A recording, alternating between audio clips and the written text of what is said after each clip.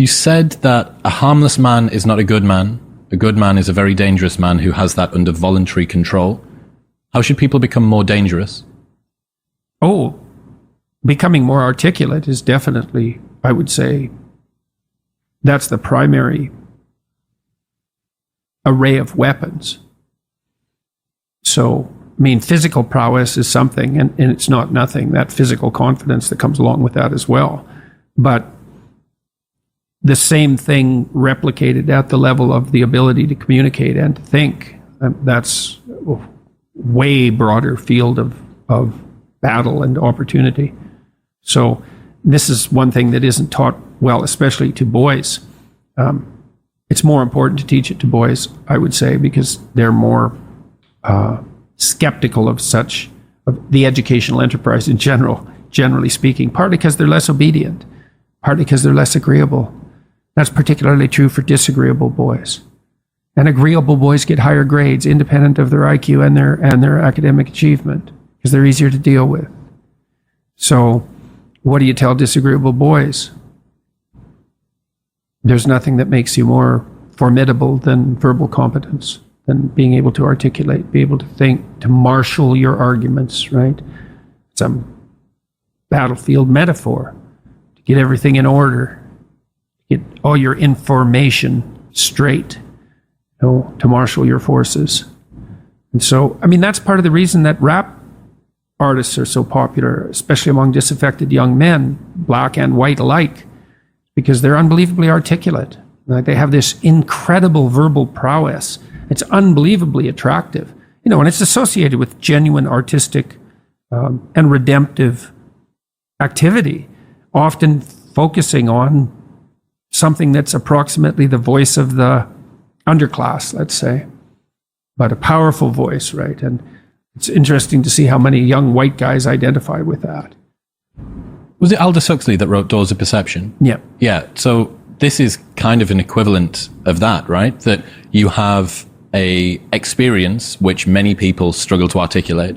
You take the best of us, the one that has the most precise, most articulate, erudite language. You drop them in and you say, okay, show us what you've learned.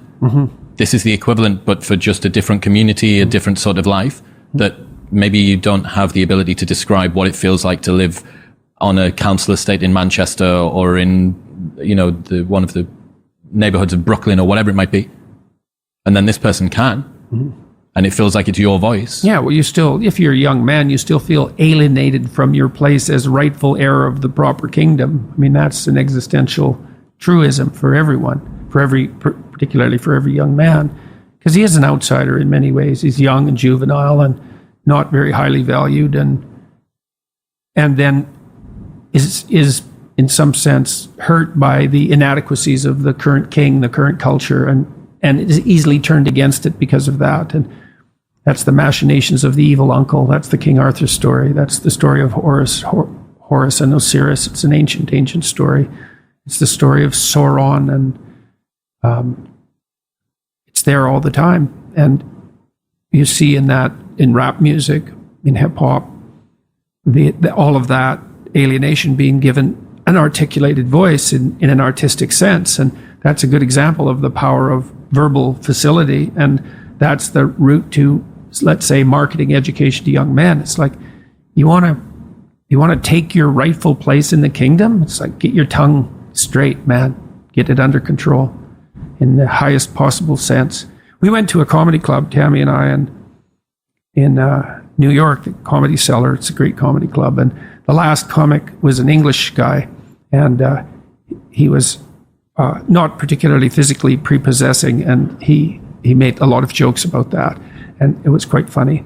And then he divided the audience into 5 sections, and he asked each section to toss up a topic, just to yell out a topic. And they were like random topics like the Kennedy assassination and electric lighting before 1890. Those were 2 of the topics, and the other 3 were just as diverse. And then he put on some beats, and he did about an 8-minute rap with every verse rhymed, and he tied the whole thing together at the end and ended at the end of the music, all spontaneously. It was unbelievable. And that's logos, man. That's the redemptive power of the logos right there. The magic word, the sacred word. It's just manifesting itself on stage. There's something very impressive. Something about that does feel dangerous as well. Not in a, I need to be concerned and this should be contaminated and walled off, but in a way that you think that person has so much competence that it's flowing out of them. And you almost feel competent by being around them. So but you certainly feel competent by appreciating it.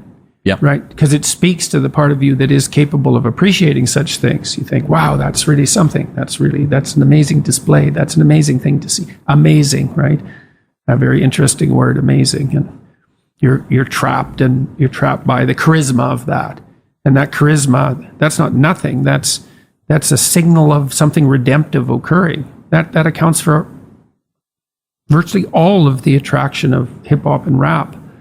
It's the articulated voice of the struggling but worthy underclass. I suppose that's a good way of putting it. But those who are alienated from their rightful place. And so that verbal prowess is one of the ways they struggle up towards the light. And that's a good example of that, of having that danger under control, because it's a dark genre in many ways, right? There's a real undercurrent and air of violence that surrounds that and its culture, like the punk movement in the UK back in the late 70s. Same sort of thing, but that capacity to express that in a poetic manner, in a compelling manner. Johnny Rotten was great at that. He was so intense. He worked with PIL afterwards, Public Image Limited. Is that it? Public Image? I think so. He has a song called Rise, which I used to show my clients all the time when I was starting assertiveness training with them. I'd put on Johnny Rotten's Rise, and the line in there is anger is an energy, and he's got these unbelievably intense eyes. Anger is an energy. You bet. And John Lydon, man, he could channel that like almost no one I've ever seen. He'd get that anger built up inside him. And then it was completely under control, and he expressed it in his music, and he's absolutely captivating, unbelievably charismatic. And I really liked his music, that raw anger in the music. But it was in the bloody music, wasn't it? It wasn't some random riot, you know. He transmuted that into something. You know, you can argue about the poetic merits of punk rock, although I don't think you should. I mean. I Did It My Way, Sid Vicious's version of I Did It My Way. My God, that's a work of genius. That it's so brilliantly satirical. What someone's doing is they're refining it, they're distilling it down, and then they're directing it. So I went to a powerlifting competition a couple of years ago. There was this one guy there lifting. He holds a bunch of records in the squat, and he's a normal working class guy from a normal working class town on the outskirts of Newcastle. And watching that man warm up is something else. He's got a sacred playlist. He never listens to the songs apart from when he's about to step on to the lifting platform.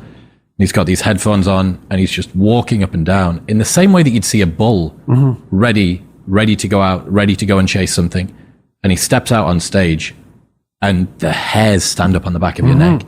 You're watching this guy channel rage, fury. That's the god of war. That's Mars. Yeah, he's in touch with that. Unbelievable. And words, man. You go to war with words. And you think that's what young men should be taught. There we go. Bit of fury.